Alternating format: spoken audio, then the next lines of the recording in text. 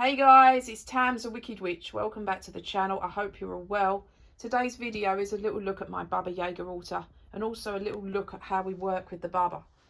If you've never heard of the Baba Yaga, she's from olden days, olden times, old Russian Slavic folklore, very big in Russia, the Ukraine, even out to Poland.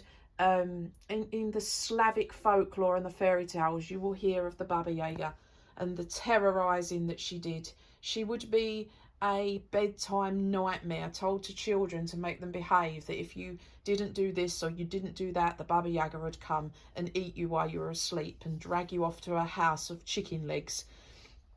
She was depicted as a awful cannibal, child-eating, deadly, demonic lunatic who rides a pestle and mortar and flies around the forest, an old hag, a dreadful old witch who did all these awful things and was very dark and dangerous. She was also kind of the reversal, a lovely old lady who lived in the forest, who lived in a house that sat up on chicken legs, who helped people and who looked after children and the younger people. And then there was the third version of her, who was kind of like the maiden, so almost like the maiden mother crone situation. We have this in olden tales for the Baba Yaga. The maiden version of her was this beautiful woman with her long flowing hair who lived in the forest, kind of like a hermit. She didn't eat children, she looked after everybody, she loved the animals, and she was kind of like a witchy figure and you know, so you've got this trio of kind of good, evil, and the maiden in the middle, from olden stories. Now, these stories are, of course, classed as folklore and mythology, and if you follow a pagan path, if you are pagan, or if you're just watching this to, you know, to learn a bit about the Baba Yaga, well, a lot of us pagans, we actually believe that folklore and mythology, these people that we are talking about, are not just stories and myths and legends. They are actually goddesses and gods, and this is our deities. So when you're hearing stories of like the Morrigan, the Irish phantom goddess of war, and all these different types, you know, your Canunos of the forest and the stories of Pan, these are deities to most of the pagan people, and the Baba Yaga is no exception. So for myself, Baba Yaga came to me in a meditation 10 years ago. I had no clue who she was. She crashed through like a whirlwind in this big pot, which I didn't realise at the time was like pestle and mortar. She came through in meditation and she threw down this great big pot of stuff onto the floor and flew away cackling like a witch would in a cartoon or on a, you know, on American television. It was very it made me jump, and I looked into finding out who or what she was, because I had no idea at the time, and I discovered it was the Baba Yaga. And at this point in my life, I'd become very uncreative, in not just in art but in my magic and in my daily working, in my job, you know, in what you do for a living. And she had appeared and she helped me, and I've been working with her ever since. So for me, the Baba Yaga is the most amazing deity to work with, to help you with creativity in your witchcraft, in your witchiness, in your daily witch, being as a witch, in your working towards your job, how you earn money, and also in anything that's kind of arts and crafts. And also if you do that for a living as well, that really helps.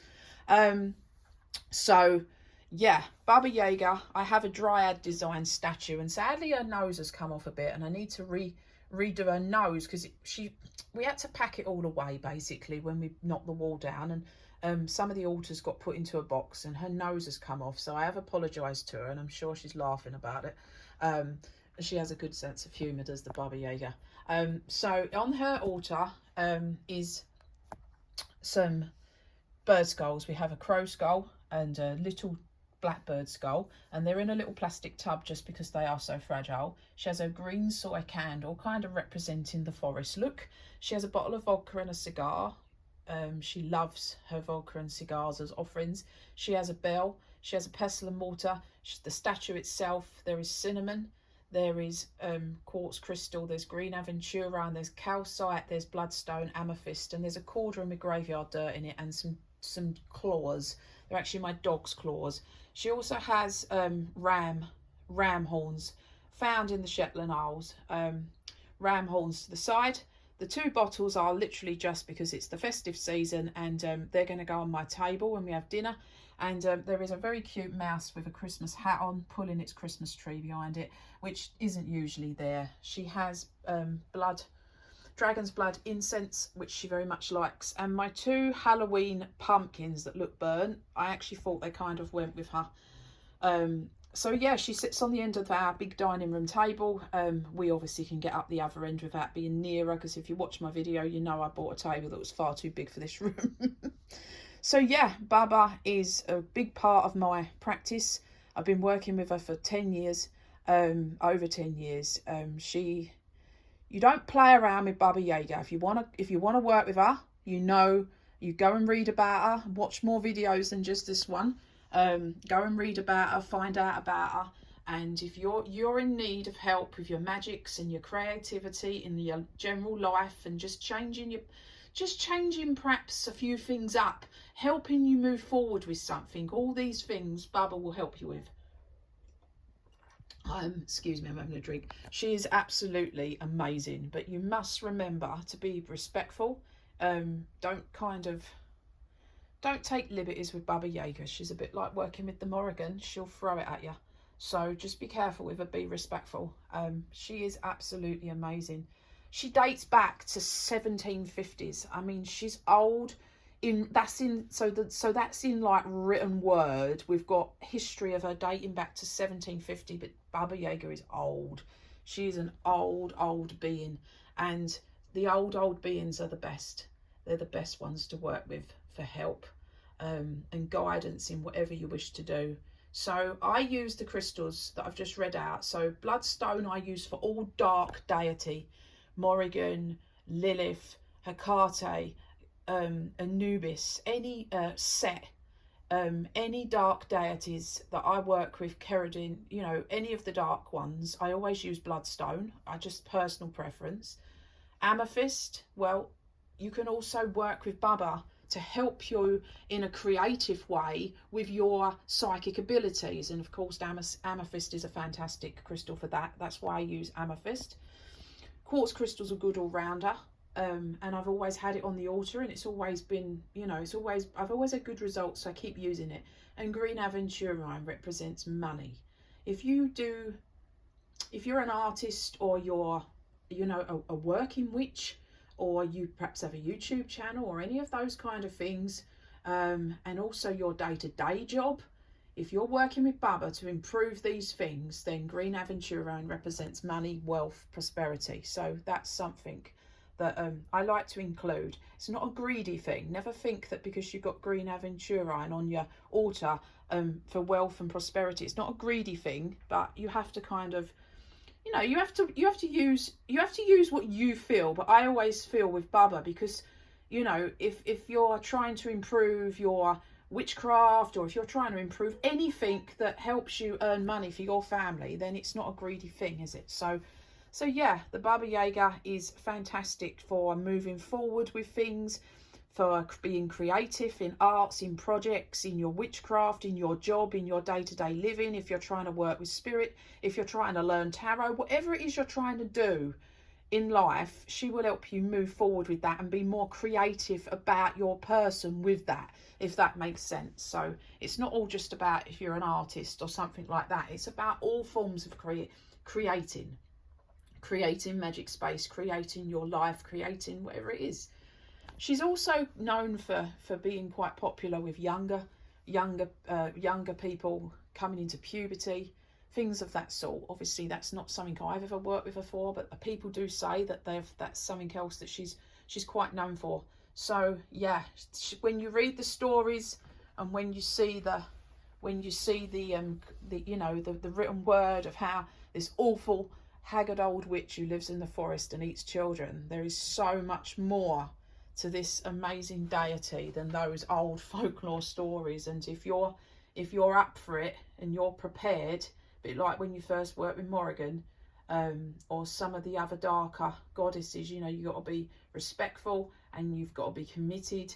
And if you work with her, you'll be absolutely amazed at the difference that she can make within a matter of a few days from having done it. You know, so for spell work, I actually really like working with Baba Yaga around October time, and the vow is thin, when the veil between the two worlds is very thin and we're communicating with spirit. Samhain approaches on the 31st, and that is also amazing time to work with Baba.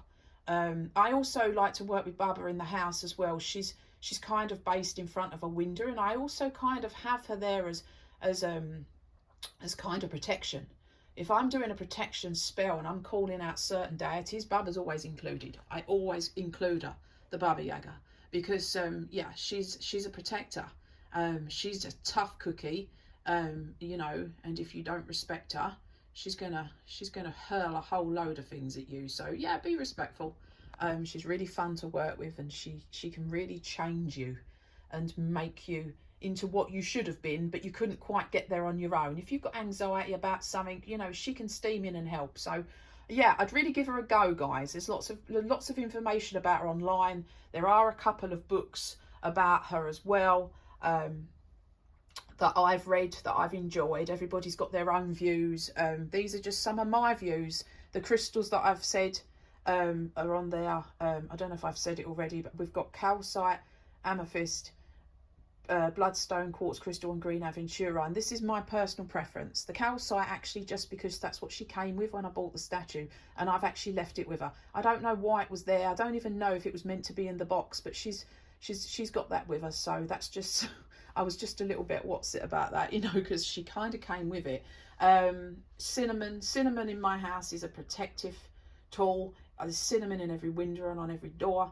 Bowls of cinnamon, and because Baba is kind of central to the window, she's got cinnamon on her altar. She's sitting on a carved piece of log, and there's animal bones and all sorts of things that go with kind of a forest situation. Again, her chicken feet. I have taxidermy chicken feet. They're in the loft. When we packed everything, I had to wrap them up carefully, and I actually haven't got them back out yet, but they will be on here with her, because I know she's not happy about not having her chicken feet. They are taxidermy chicken feet, which, you know, a lot of people don't like, but she has to have those. And also I'm going to try and make her, hopefully over the holiday season, a house which sits on chicken feet, which is, you know, how she is always depicted in story and in folklore. She's always sitting with her house, and she's flying around in her pestle and mortar, and she has the chicken foot house. I'm going to try and make that so I can stand that next to her on the altar. I thought it would be quite a nice addition to the altar. So yeah, my incense has just gone out. That's for the Baba. I hope you enjoyed learning a little bit about Baba Yaga and how I work with her. If you've got any questions, please ask me. Yeah, she's fantastic. Just be respectful, and I'm sure you'll have a fantastic meeting with her when you do. And I wish you all the best with that. Please like, please subscribe, hit the bell and all that good stuff. I'm on TikTok, I'm on Instagram. I'm going to put it all below. If you're interested in any of the Yule and Christmas type folklore, I will put some links below to the videos that I made last year if you fancy looking at some of that. Seems how it's December, as you can see from all my vintage Father Christmases at the back. They're all my vintage ones, and modern ones are at the top. Yeah, there's a few videos that I made last year and the year before, I think. So yeah, if you're interested in any of that, have a look back through the playlist as well. There's lots of things. This is the first Baba Yaga video I've made. I don't know why it's took so long. Hope you enjoyed it, guys. Have a good weekend, and I'll see you all very soon. Take care. Bye.